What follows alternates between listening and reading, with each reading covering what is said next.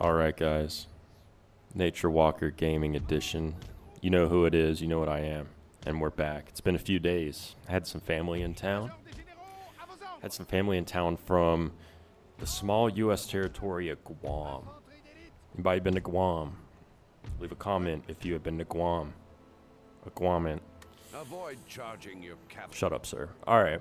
What does France, Netherlands, the Ottoman Empire, and Portugal all have in common? I'll give you a moment. They are in this battle. Now, I'd say that this battle probably happened.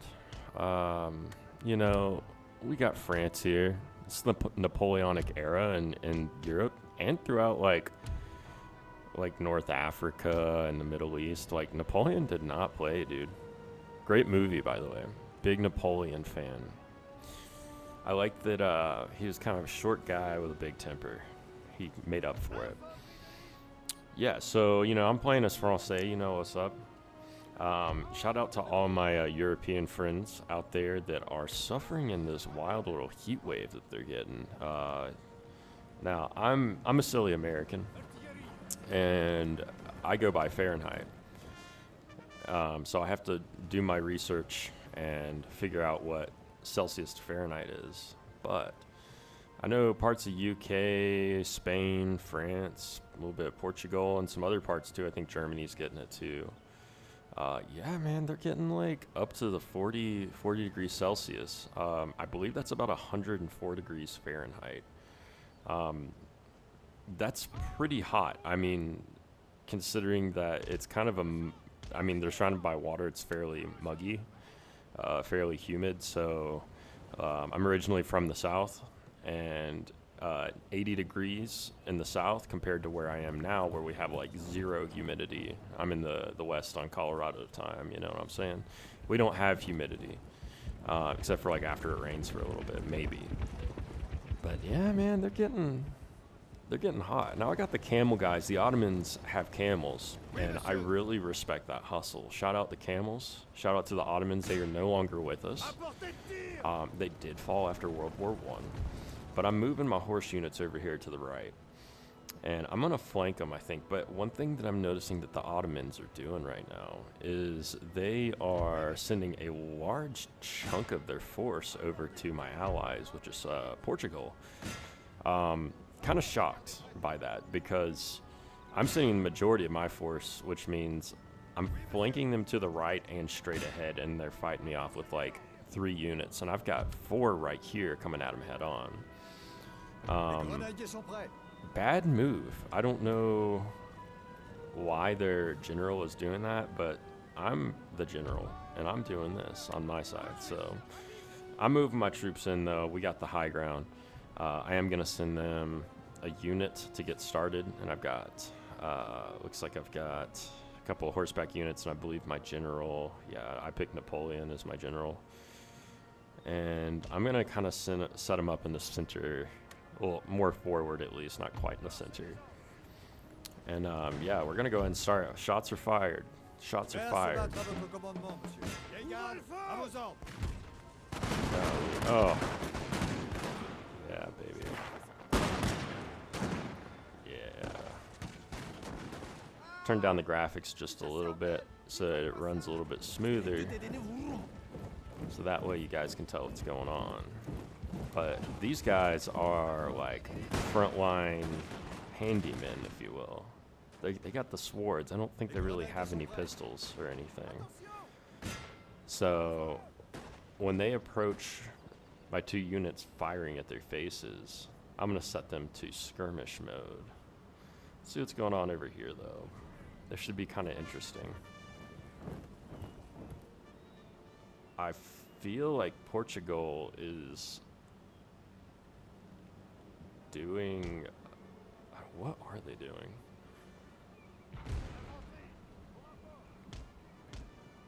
Unbelievable. Sorry, I'm just taking a look at everything going on. The enemy's making bad moves. They're making real bad moves. I mean, I'm definitely going to lose some guys for sure. But we're going to have a battle in the forest. Alright, yeah, let's go ahead and send the cavalry units in. Let's flank their troops back here.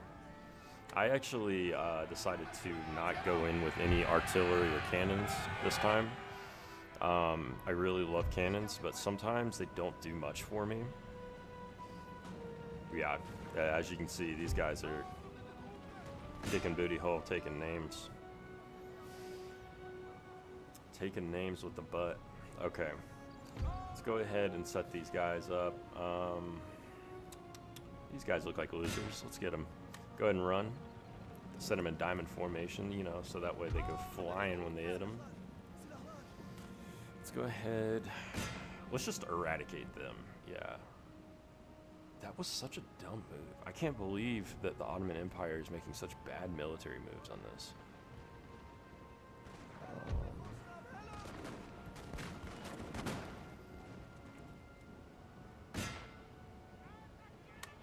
Yeah, dude. I went ahead and did a little bit of inspiring for my allies here. And I'm just shocked. Sorry, guys. I'm not talking much on this one because I'm just trying to process everything that's going on. But there's Napoleon in the gray right there. Oh, yeah, look at that. Sir, our general is under attack. Yeah. So anyways, I hope everybody's had a pretty good week. I saw some family. Family's good.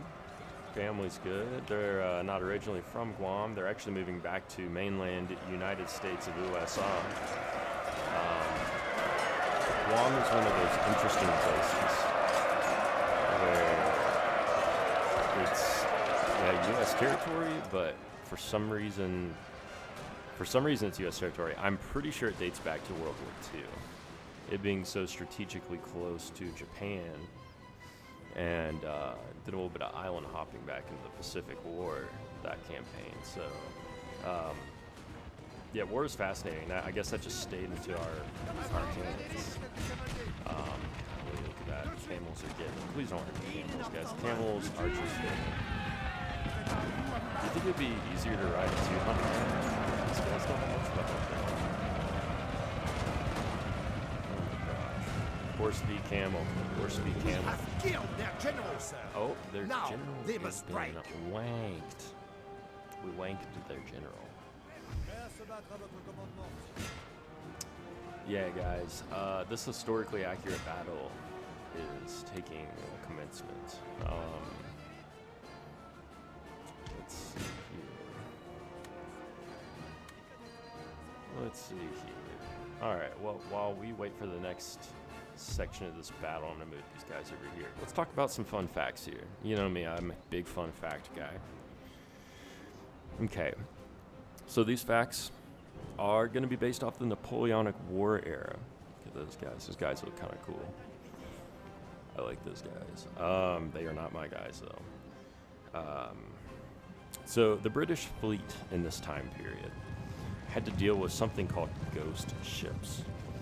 British naval dominance was key to defeating Napoleon, but maintaining it meant sailors spent years at sea without touching land.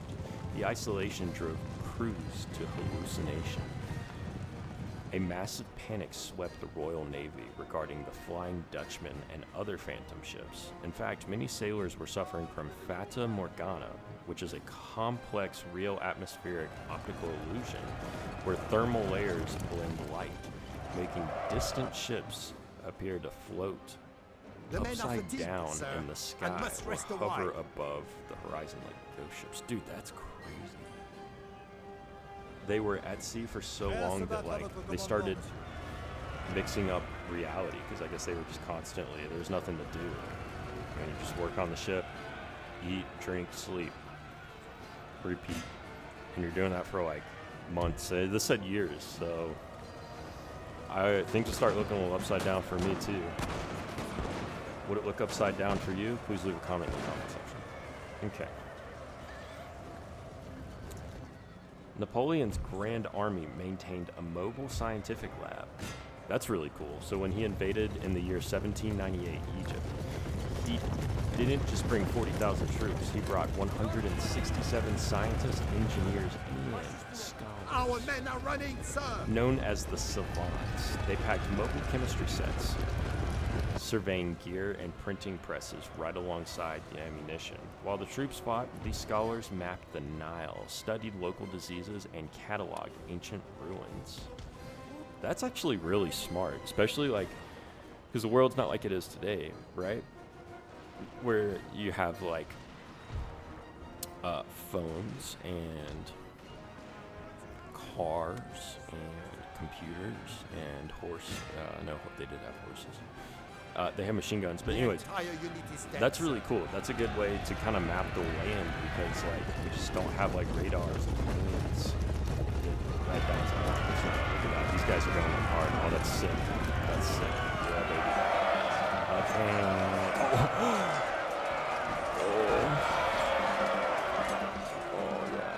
That was good. I liked that. I liked watching that. That was good. I hope y'all like that. Please leave a comment in the comment section. Okay. Ooh. Passing letters in the battlefield was a diplomatic minefield. During the wars, getting a letter across Europe was incredibly difficult due to shifting blockades. To bypass this, merchants and spies used invisible ink made from lemon juice, milk, and cobalt chloride. That's cool. British intelligence grew so adept to intercepting French mail that they employed full-time black chambers, secret departments dedicated solely to opening foreign mail, copying the contents, releasing them with forged wax seals, and sending them on their way without anyone knowing they compromised. Oh, that's cool. So soldiers would write letters to their loved ones back home, and the British would intercept them. And even though they were written and their fancy concoction, lemon juice, milk, and cobalt chloride, something like that, they would basically, it sounds like they would rewrite them. That's kind of crazy. That's some mental warfare right there. No kind of warfare like mental warfare, folks. Let's see, what else? Napoleon lost a chess match to a fake robot. That's kind of cool.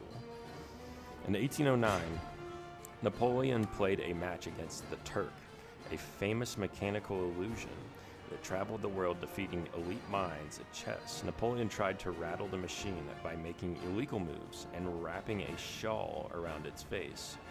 The automaton simply wiped the board clean, reset the pieces, and beat him soundly in 24 moves. Wow.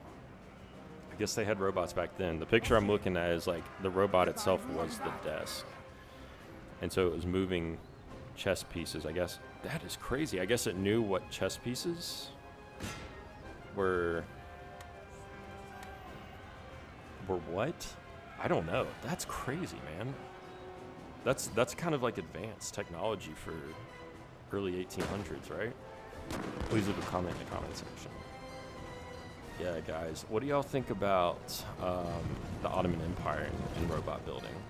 I think it's pretty cool, especially since they're not around anymore. Imagine if the Ottomans are still around. We have warfare going on over here, though, still.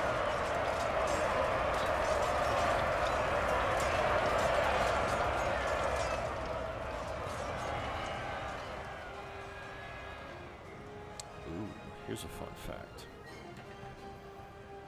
And that's victory right there, folks. Sorry, I know I kind of got sideswiped. Let's look at the numbers. Yeah, dudes, we had numbers. We had numbers, they had numbers. We had a little bit more. I think that's pretty cool. I'm just going to kind of leave this video kind of short and sweet. My last little fact. The French grenadiers grew long mustaches to intimidate their enemies. If you see a man with a long mustache, you gonna mess with that guy? I'm not. I know I'm not. Anyways, guys, please leave a comment in the comment section. Give a like. Give a subscribe. Share it with your friends. Jesus loves you. And please go listen to the BPA Free Water Jug. That is my music project. Hope you have a wonderful day, and I can't wait to do another one of these videos promptly. Good night, good morning, good evening.